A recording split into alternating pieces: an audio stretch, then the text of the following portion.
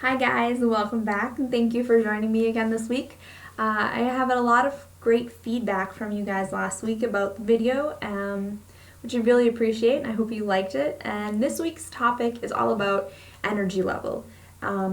We, as consumers, we consume a lot of unnecessary food, processed carbs, trying to fuel ourselves, and inevitably many of us hit that 3 o'clock slump. We feel tired, we feel drained, and we try and fuel it with caffeine. And so this week's video is really trying to educate you on how to get rid of that reliance on caffeine and improve your energy level through diet and exercise.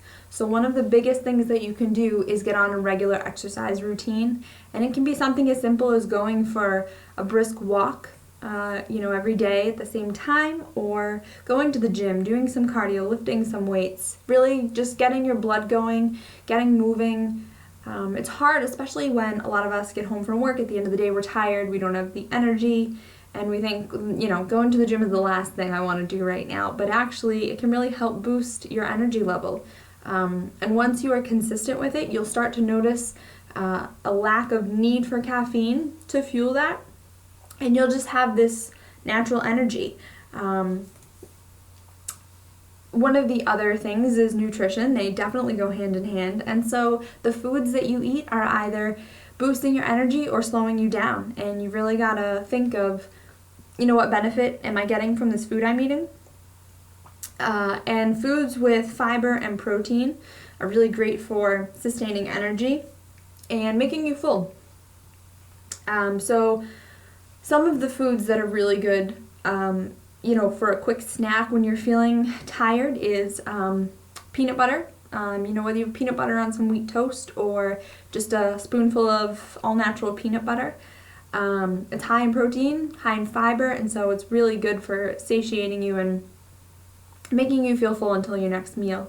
Another one is oatmeal.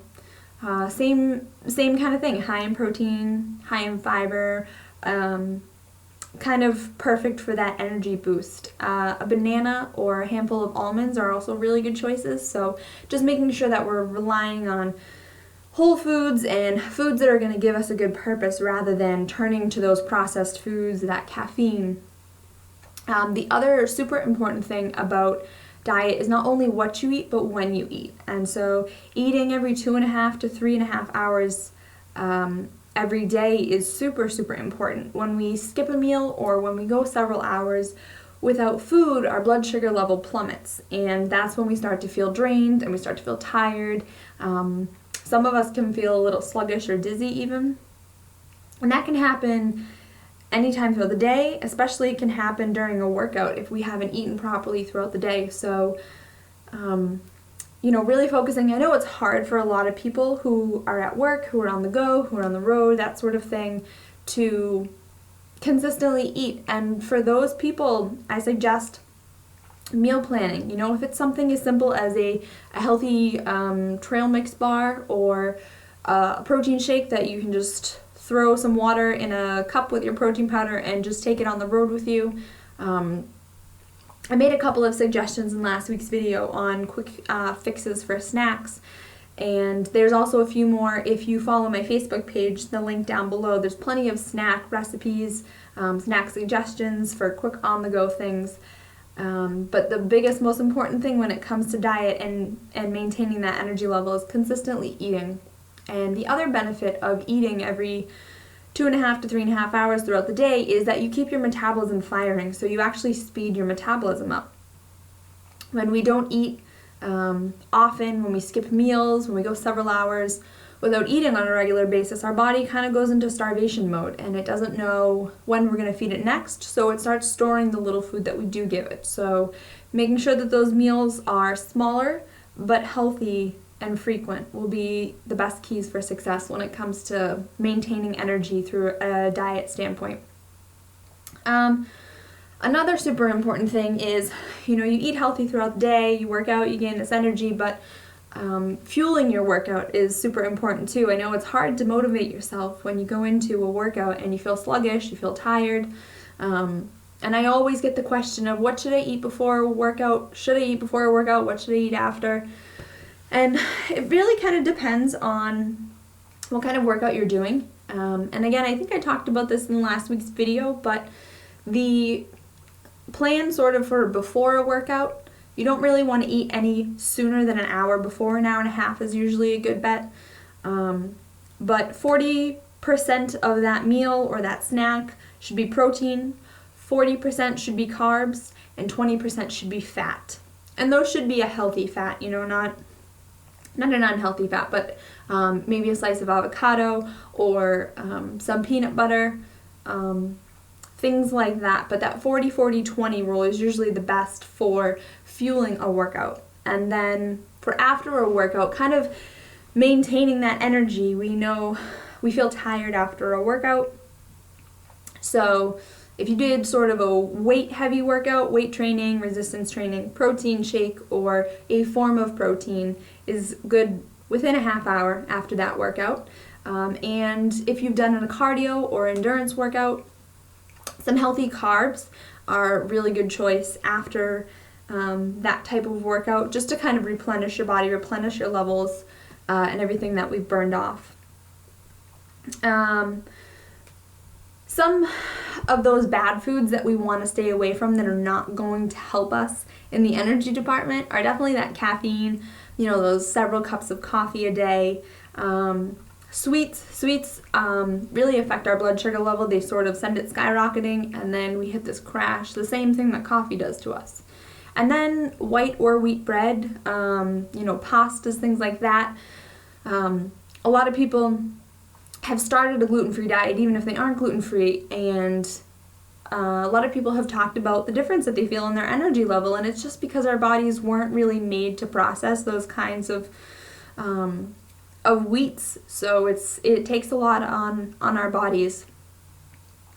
I also received a few questions from you guys, which was really nice and really helpful. It's nice to know that so many people have the similar questions. I get the same questions all the time. So one of the questions that I usually get is it better to work out in the morning, in the afternoon? And it really doesn't matter. It's when you have the most energy, when you feel like you can give your workout the most, and at the same time, it's really when you have time.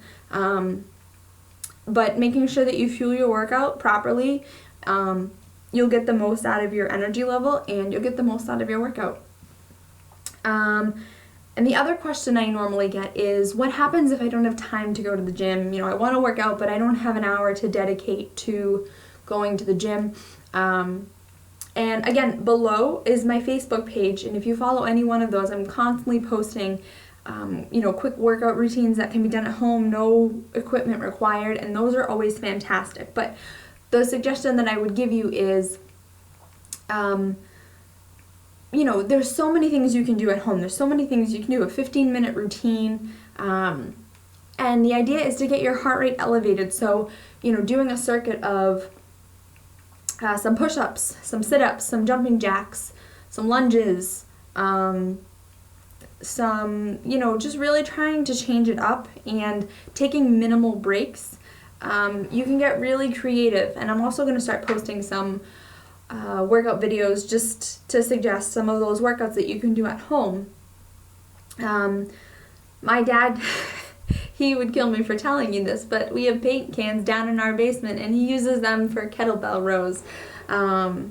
You just have to get creative. You use what's around the house and really start to think outside the box. So there's no excuse for not being able to be active or to having to suffer with low energy because you can't get to the gym or you don't have a gym membership. There's so much to do at home with what you have, and the nice weather is coming, thankfully, so there'll be lots to do as far as outside activities go, going for a walk, going for a jog, things like that. So I hope you guys have enjoyed this week's video.